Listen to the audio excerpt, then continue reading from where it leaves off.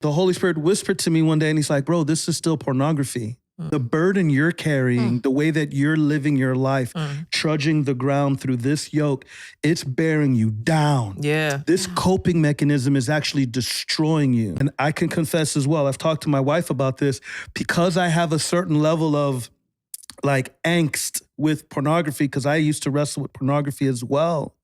I could feel the enemy trying to lure me back into pornography. It's funny, you said you had these dreams coming out of nowhere, and I felt like the Lord was showing me. The enemy will like create new ways to see if he can get you to stumble. So it seems like I've never struggled with this before. And it was like, here's a thought. Leave your family. Like, but why? Because it's just these random you gotta try something. I gotta try something new.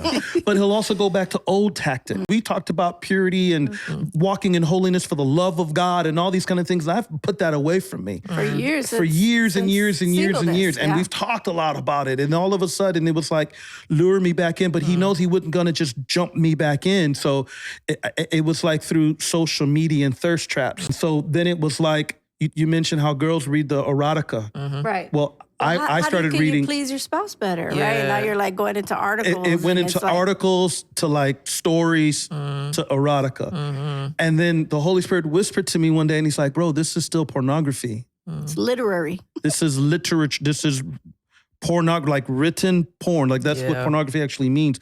We can see things on video too.